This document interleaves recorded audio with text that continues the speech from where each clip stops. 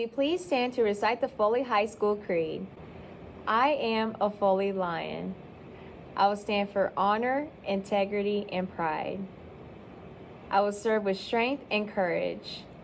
I will own the path to my future. I will hold myself to a higher standard. I will strive for excellence in all I do. This is my oath. This is my pledge. I am a Foley Lion.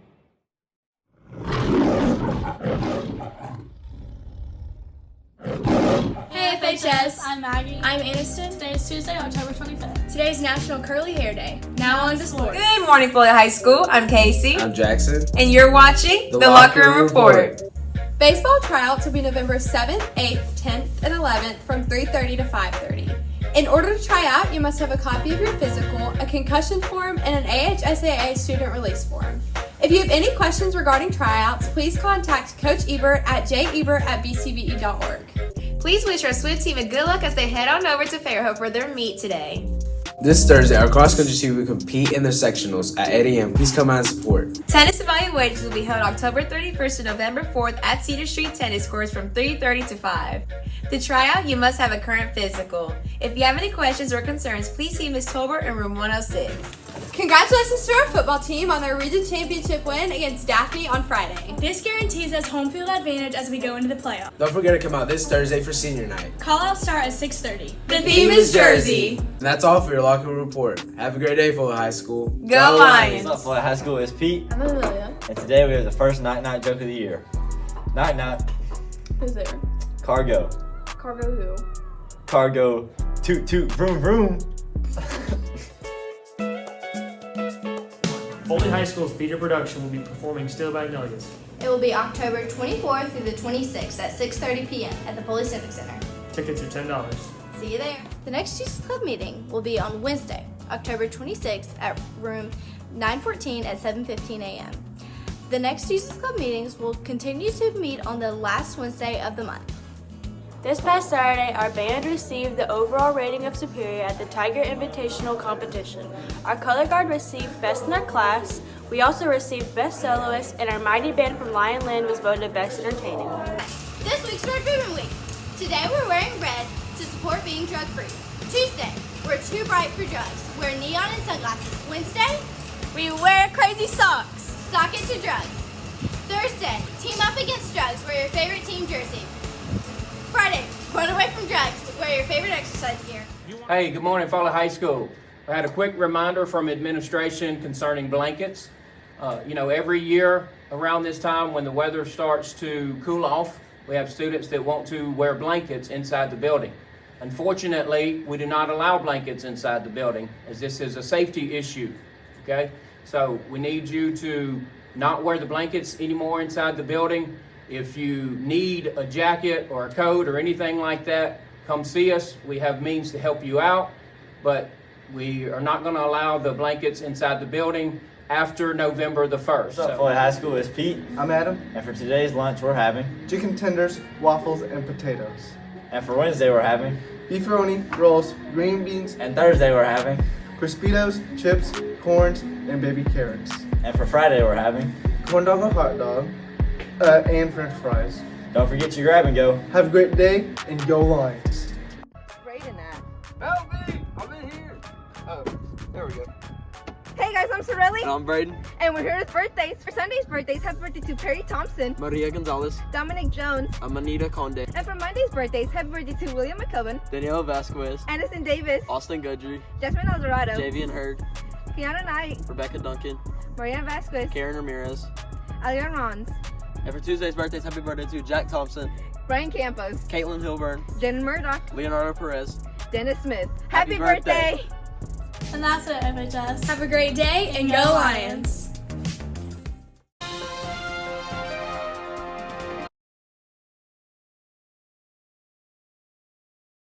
Addiction, substance abuse disorder. When you hear those words, what do you think about? How many times have you heard about someone struggling with addiction, or heard about the drug overdose crisis, or maybe you've even heard about the news reports on the statistics of addiction? But have we ever taken the time to stop and think about what kind of impact that has had, Or have we ever thought about what kind of impact it could have on us personally? I know in middle school and high school, I never really thought about it. Maybe perhaps we just assume that it'll never happen to us and we'll never be like that. But the reality is addiction can happen to anyone. I know that was never how I thought my life would turn out. I never thought that I would be someone struggling with addiction. But it didn't change the fact that in the reality is I did struggle with addiction. What I thought was fun and innocent and just like I was doing what everyone else was doing turned out to be a path of destruction. And before I knew it, I couldn't get out of it. It was too late.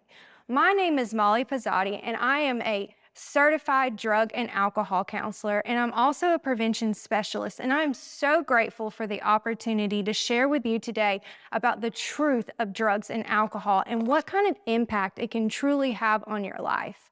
Addiction is something that has taken the lives of so many people. It has impacted the lives of so many people. It has destroyed families and careers and homes and jobs and dreams and so much more. Did you know that over 21 million people suffer from addiction?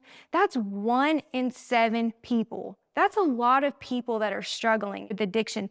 Just think about that next time you're in a room around people, think about 1 in 7. Or the next time you're in a big crowd, think about 1 in 7 people that struggle with addiction. That's a huge statistic. On average, we lose over 100 people every day to drug overdose.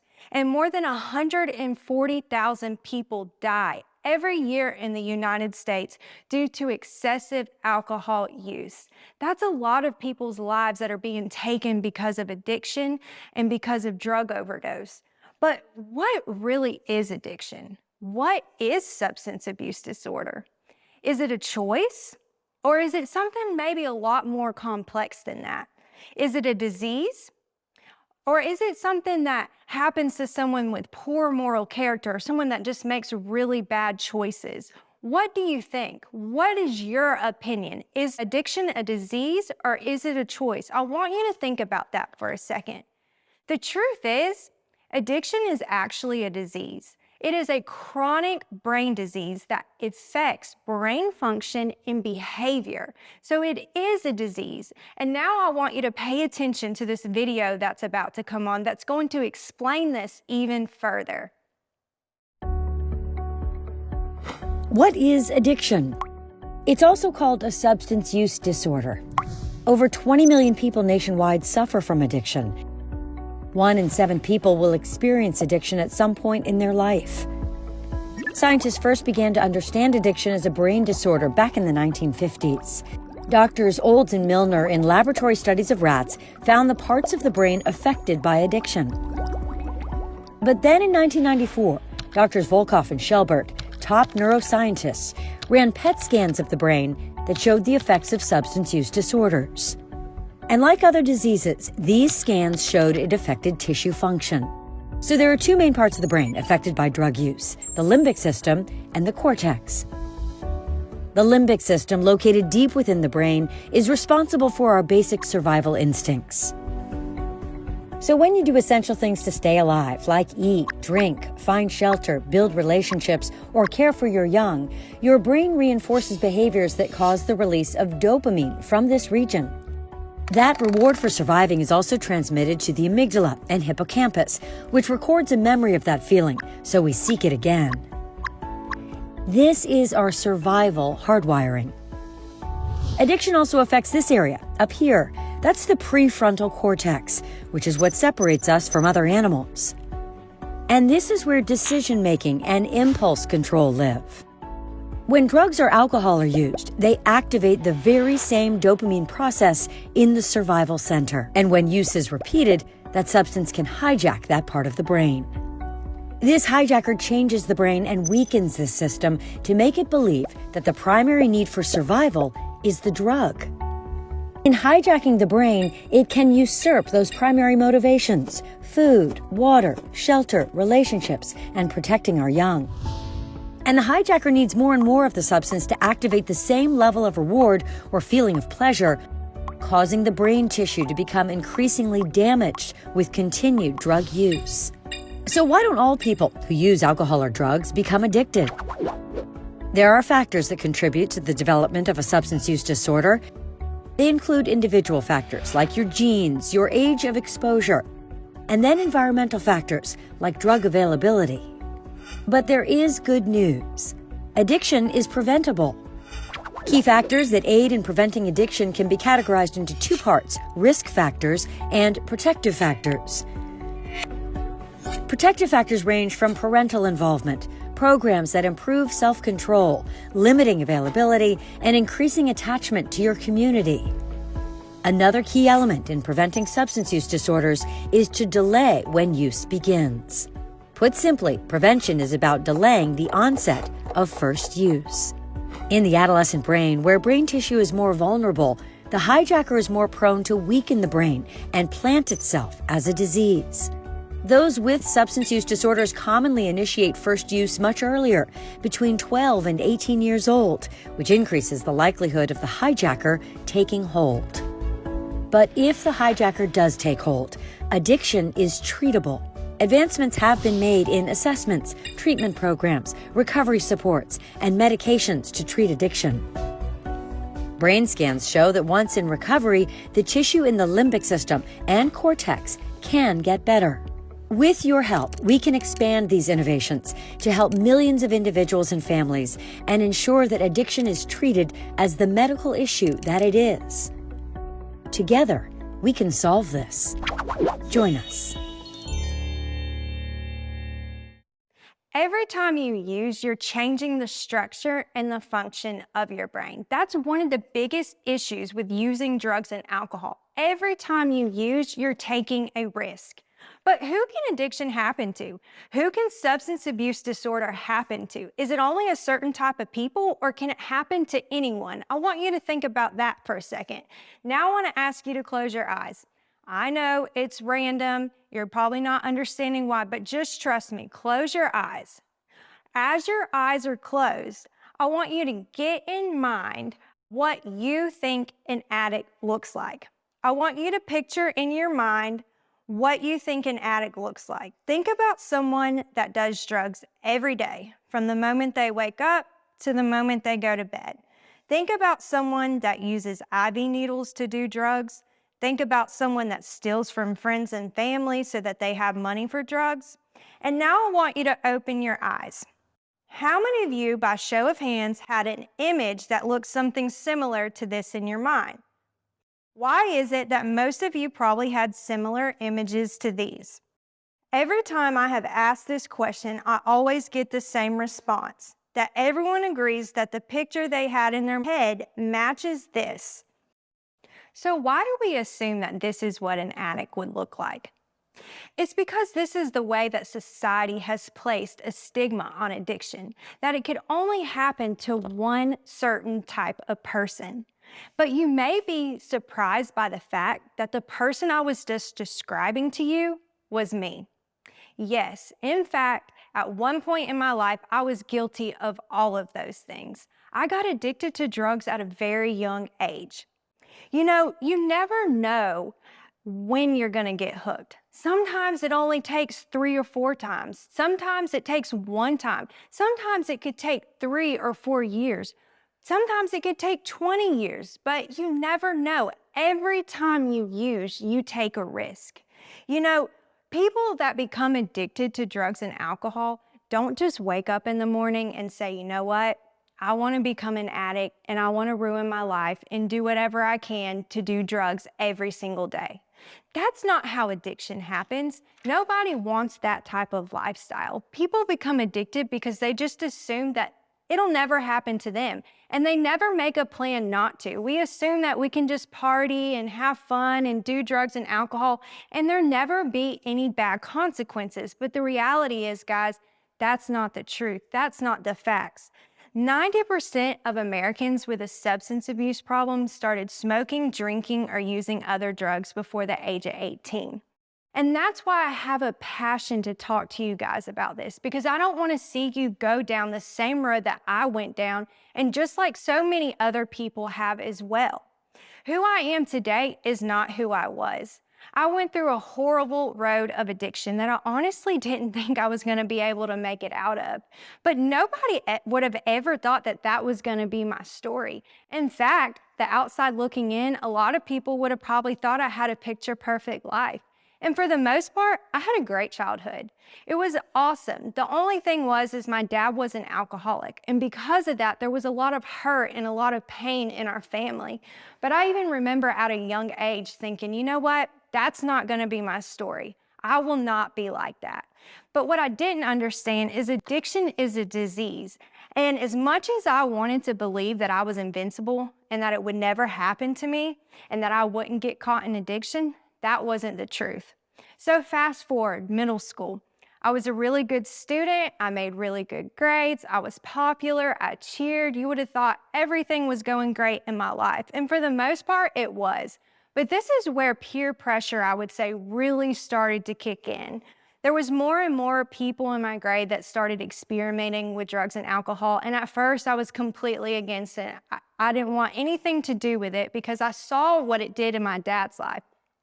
But the more people came around me and would say things like, come on, Molly, just come to this party. It'll be fun. Just try it one time. It's no big deal. If you don't like it, you never have to do it again. The more I heard those things, I finally caved in. So I started drinking when I was in 8th grade. You know, you become who you hang out with. The people around you have a direct influence on your life. I always hear the saying, you show me your friends, I can show you your future. So make sure the people that you're hanging out with are healthy for you. And you know, people start experimenting with drugs and alcohol for so many different reasons. One of them could be peer pressure. It's the cool thing to do. That's exactly what happened to me. I wanted to fit in. Or maybe it's escape or to feel better. When I was drinking and partying, all my worries went away. Temporarily though, not long term. It brought short-term pleasure but ended up leading to long-term pain. Or maybe people start using just because of boredom. You know, I grew up in a small town, so there really wasn't a whole lot for us to do. So I thought I was just having the time of my life, going to parties, drinking with friends. But the reality is that led to a lot of destruction. Or maybe you start using because of instant gratification. You know, drugs and alcohol work really quickly, and the initial effects of it are really fun. But that's the issue, is the pleasure will always turn into pain. It never lasts for a long period of time. Yeah, you may experience a little bit of pleasure, but is it really worth the pain that it could bring into your life? Or maybe we start using because of misinformation. Social media, music videos, different movies, all of these things glorify and glamorize using drugs and alcohol like it's just so much fun and nothing bad could ever happen. Or maybe people use to try to do better. You know, we have the pressure of sports or making really good grades, so we assume if we could do this drug or alcohol, it would like ease the pain or make us feel better, or we would be able to perform better. And the reason I point all these different areas out to you, because these are the reasons that are probably going to lure you into try to using drugs and alcohol. If you're not careful, it'll be a trap, just like it was for me and so many other people. High school. I was still making really good grades. I was still going to school. I was committed. 10th grade, I started working. 11th grade, I was taking college classes. But as time went on, I was starting to party more and more. It became more of like a theme, more of a routine. And I was able to drink a lot more because my tolerance for drugs and alcohol started to develop. Now, what is tolerance? Tolerance is when a user has to take larger doses to get the same effect, which can actually be an early sign of addiction. So I used to be able to drink 1 beer, now I'm having to drink 4 or 5 or 6 to get that same feeling. Or maybe I used to just take 1 hit of a joint, now I'm smoking a whole blunt. Or I used to vape just 1 time a day, now I'm vaping all throughout the day. Why? Because your tolerance begins to build, so you start needing more of that substance to get that same feeling, which can be an early sign of addiction. 12th grade, my life was still consumed with partying and going to school and my friends, but I didn't think it was a big deal. I was still naive to the fact that I was becoming addicted to drugs. Nobody would have thought that. I was having fun, I was working, I was going to school, I was making good grades, I was taking college classes. It seemed like everything was going great for me, but that didn't change the fact that in reality, I was headed towards trouble. So the more I went to parties, the more I was around other drugs. And I remember one night, I was at a party, I had already been drinking, and someone came up to me and was like, "Hey, do you want to try this pain pill?" Once again, I was like, "No, I'm not gonna do that." But the more I was drinking, the more they were like, "Hey, just try it one time. It's fun. If you don't ever like it, you never have to do it again." I caved in and I started doing pain pills when I was in 12th grade. And it only took me doing these just a couple of times for me to want to do them more and more and more because of the way they made me feel. They took me to a high that I never experienced before, but ended up leading me to a low that I never experienced before either. So drinking and partying actually opens us up to trying more risky things. You know, you may say, "Oh, well, I'll never try that drug," or "I'll never do that."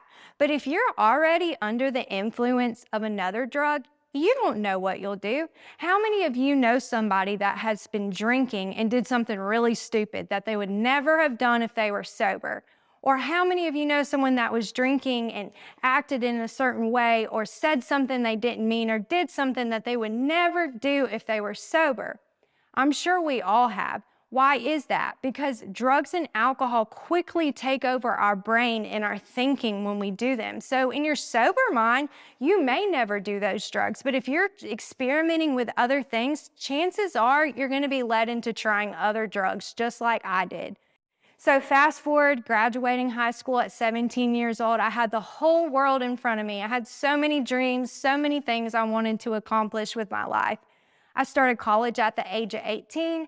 Partying in school was my lifestyle. I thought I was having the time of my life, which some may think, well, you know what? That is what a typical college student does. That's no big deal. That's fun. That's what everyone else is doing.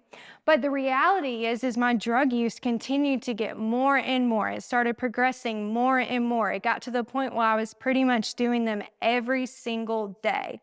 And it got to the point when I didn't have them, I woke up and I would remember feeling so bad. And it was because I was withdrawing. So when I woke up and I didn't have drugs, it would almost make me feel like I had the flu. It made me feel sick. I was having withdrawals with no education of even what withdrawals were. So what are withdrawals?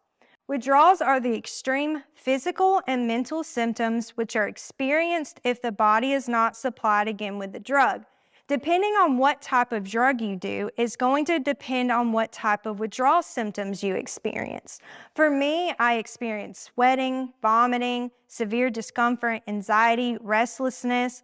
When I started experiencing these withdrawal symptoms, I did pretty much whatever I could do in order to get the pain pills I was doing so it would make me feel better.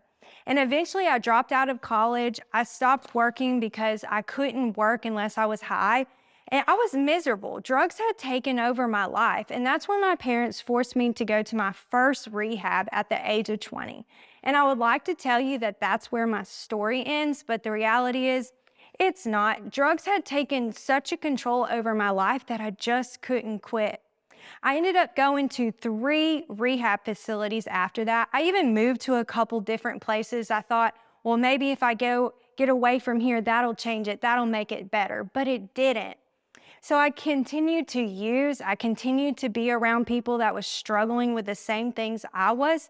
And it even progressed to the point where I started using IV needles. I would use pretty much whatever drug I could get my hands on to make me feel better. And my life continued to get worse and worse. It got to the point to where my family stopped talking to me completely. It got to the point where I would steal and pawn things in order to get money for drugs. I was a liar. I was a manipulator. I hurt so many different people. I had no car. I had no job. And my life was like this for at least a year or two. I wanted so bad to get out of it, I just couldn't stop. Remember, addiction is a disease. So my brain was literally in a state that could not function properly, and my mind had been taken over by addiction, so I didn't know how to get out of it. Eventually, I came to the end of my rope, and I just couldn't handle it anymore. I had burnt every bridge. I had nowhere to go. I was literally living from hotel to drug dealer house to drug dealer house. I had nowhere to go. And that's when I decided I'm either going to be homeless or I need to go back to rehab. I've got to get my life together. So I finally reached out to my family, and that's when I went to my 5th rehab in 2015, and I was finally set free from addiction. And I'm so grateful for that. But I still had consequences to pay. Even after being in rehab for 3 months, I found out I had a warrant out for my arrest. I got arrested for 8 felonies due to the bad choices that I made during my drug addiction. That's never how I thought my life would turn out. What used to be just fun and just like everyone else was doing turned into being a path of destruction. Since then, I have been sober since 2015, and so many things have been restored in my life. I'm living my best life now, and none of it has to do with drugs or alcohol. So don't believe the lie that you have to have drugs and alcohol to have fun. I could have died in my addiction, but by grace, I'm still alive. But not everybody gets out of it. Not everybody gets to recover, because some people die in addiction or they end up staying in jail or prison for really long times. You never know what consequences you could experience. The sad truth is, even the first time you use drugs and alcohol, it could kill you. I want you to watch this video next. It's going to dive even deeper into the impact that one pill could kill or one time using could kill. What is inside this vial could kill you almost instantly. In fact, this much would kill you and I if we split it. It's odorless, tasteless, and it's currently being disguised as nearly any drug you can buy off the street. This is fentanyl. Fentanyl is a synthetic opioid that is 100 times stronger than morphine and about 50 times the strength of heroin. Fentanyl has sedative effects and will rapidly slow down a person's breathing. Just a milligram too much of fentanyl can result in hypoxia, a decrease of oxygen to the brain, and can quickly lead to death. Sounds more like a poison than a drug. If you were to ingest fentanyl and live, your body would begin having withdrawals within a few hours. Fentanyl is one of the most addictive substances known to man. It is also rather cheap to produce considering its potency, which is why it is being used in all types of illicit drugs. Pills, cocaine, methamphetamine, MDMA, even some instances of marijuana. Illegal drugs have been forever changed because of fentanyl. The most notable are the fake prescription pills. In 2021, the DEA alone seized over 20 million fake prescription pills made of fentanyl. These pills, designed to look exactly like prescription drugs such as oxycodone, Percocet, Xanax, Adderall, and more, contain nothing but fentanyl and a colored binder and are pressed to look just like the pills you would get from a pharmacy. The difference, though, is a matter of life or death. The DEA has reported over 42% of pills tested for fentanyl contain a potentially lethal dose. So maybe it's not the first pill someone takes, but one shortly after. Over the past few years, there has been enough fentanyl seized to kill every person in the United States. Fentanyl is being found everywhere in almost every drug, but you won't know it's there until it's too late. Your decision to not try a drug is one of the most important decisions that you can make. Over time, pop culture seems to glorify drugs more and more. Drugs have been promoted as solutions to mental health struggles like depression and anxiety. Trying drugs has been normalized as something that is just part of going through life. In reality, it is something that will take your life from you. With fentanyl's increasing prevalence in nearly all drugs today, promoting drug use is one of the most dangerous messages an influential person can communicate, especially to young people. The glamorous lifestyle associated with drug use is a facade. Many famous people suffer brutal addictions behind the scenes, and fentanyl is exposing that truth. More and more great artists, athletes, and talents are falling to fentanyl. With them are many others who fell for the lie that using illicit drugs can solve any pain or problem in your life. It is a lie you must be smart enough to see through. Fentanyl is a death trap that very few escape once they enter into it. Do not be deceived. Fentanyl has turned drug dealers into death dealers, and today's easy access to drugs means that a dealer could be anybody. Most illicit drug sales today happen online and over social media. Many of the drug death stories I've encountered are of teens and young adults who bought a pill or a bit of cocaine and had it delivered to their family's house. A lot of times it was from somebody that they knew. Let's make this clear. It does not matter how well you think you know someone. It does not matter if they tell you the drug that they have is really what they say it is. You both do not know if fentanyl is in that drug until it is too late.